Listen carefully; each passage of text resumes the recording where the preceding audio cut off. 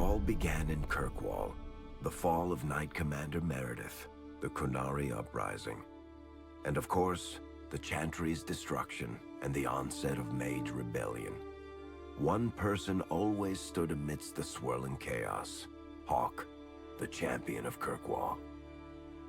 The Hawke family fled Lothering, refugees from the Blight.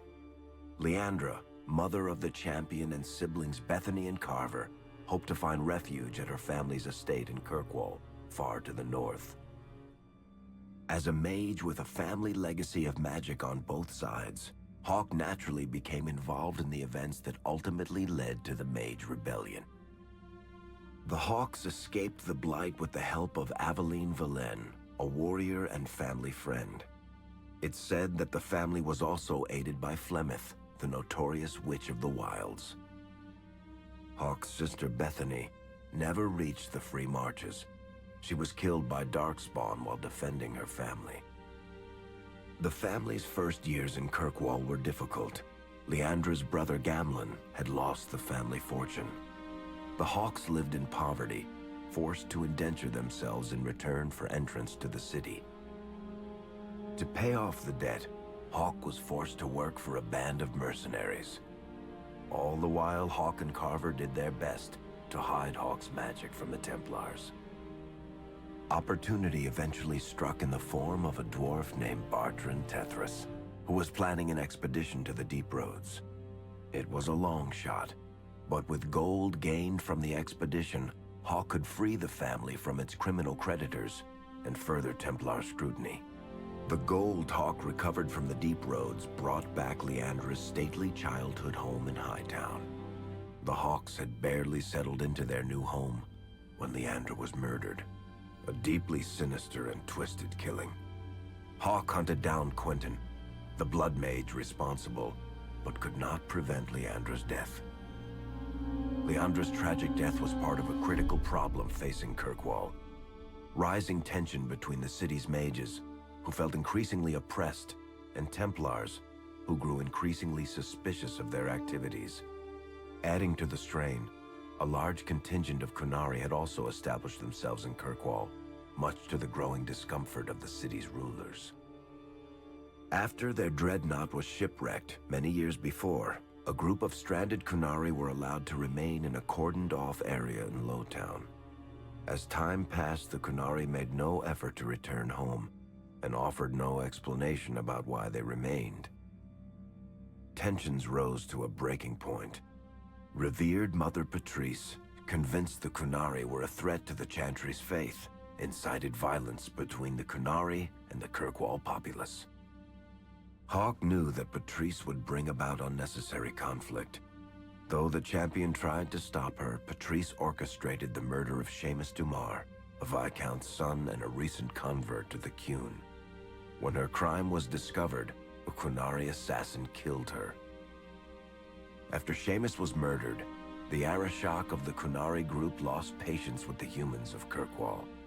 They would now submit to the Qun or die. The Qunari struck hard and fast. They took the palace in Hightown and beheaded the Viscount to immediately quash any resistance.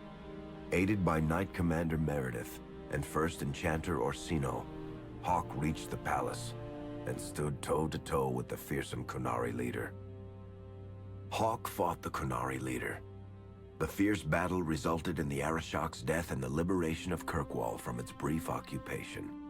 The Qunari quickly withdrew from the city entirely. Hawke saved Kirkwall and earned the grudging respect of the city's Templars, mages, and nobility, along with the title that history remembers: the Champion of Kirkwall. Kirkwall's problems were still not over, however. After Viscount Dumar's death, Knight Commander Meredith took power and blocked all attempts to appoint a new Viscount.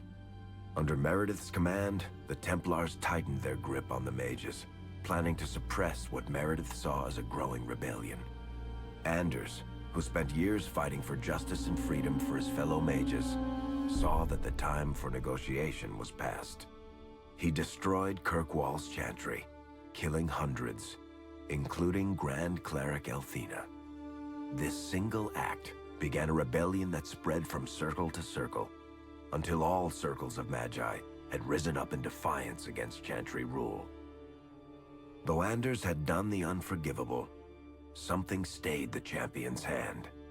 Anders survived the day, although many others did not. Fighting spread swiftly through the city. Some mages rebelled openly, many of them succumbing to possession. Templars turned their swords on mages who rebelled and on those who did not. As First Enchanter Orsino refused to bend to the Templars, Knight Commander Meredith demanded that every mage in Kirkwall be put to the sword. Hawke saved many mages from Templar blades, keeping them from succumbing to possession or the temptations of blood magic. In the end, however, Hawke was forced to strike down Orsino, who had betrayed his own values by resorting to blood magic himself. The battle proved one thing: Knight Commander Meredith had gone mad.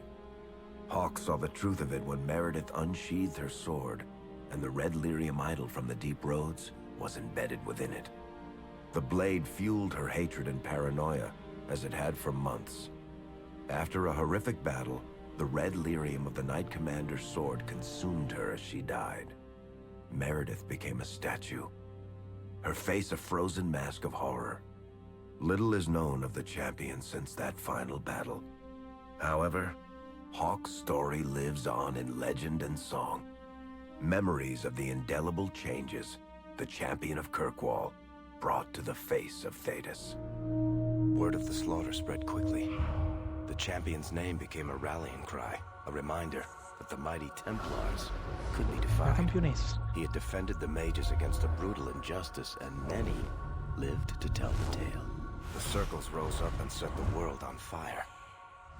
More Templars arrived at Kirkwall to restore order, but we were already long gone. We vanished into the hills, and circumstance eventually forced us all to leave the champion's side. Well, all of us except for Merrill. You still hear the stories, of course. With each telling they grow, even if, at the core, remains the truth. A new legend had been born. So that's it. That's the whole story. Then Meredith provoked the Circle. She was to blame. Or that damned idol was. Or Anders. Take your pick. Even so, had the champion not been there... It might never have even gone that far. I see. So how is hearing all this going to help? You've already lost all the circles. In fact, haven't the Templars rebelled as well? I thought you decided to abandon the Chantry to hunt the mages. Not all of us desire war, Varric. Please, if you know where the champion is, you must tell me. He is a hero. A man that the mages would listen to. Someone who was there at the beginning. The champion could stop this madness before it's too late. He may be the only one who can. Is that what this is all about? In that case, I wish I could help you. Just tell me one thing, then. Is the champion dead? Though, I doubt that. Then you are free to go, Varric. May the Maker watch over you during the dark times ahead of us. Same to you, Seeker. Same to you. The Mage Rebellion in Kirkwall was felt throughout Thedas, the news spreading like wildfire. The Templars clamped down in response, but each new restriction only made things worse. Led by Grand Enchanter Fiona, the mages voted for independence. The Circle of Magi would govern itself, without the Chantry and especially without the Templars. The result was cataclysmic. 2 circles were destroyed. Those within killed to the last mage, before the rest fled into the wilderness. Perhaps the mighty Empire of Orlais could have intervened in the war before it began, but that was not to be. Grand Duke Espard began a deadly civil war against Empress Celine, vying for the Orlesian throne.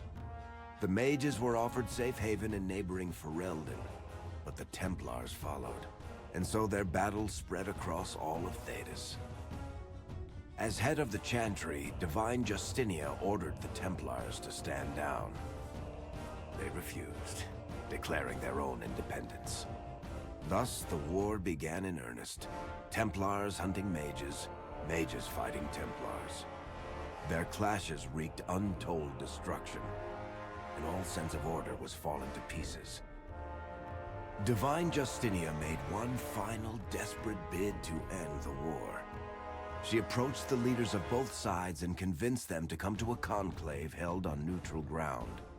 With the Chantry to mediate, mages and Templars will talk for the first time since this all began. It is our last, and perhaps our only, chance for peace. Finisce così, quindi?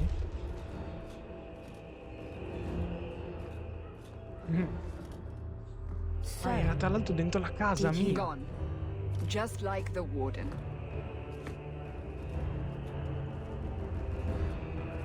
That is no coincidence.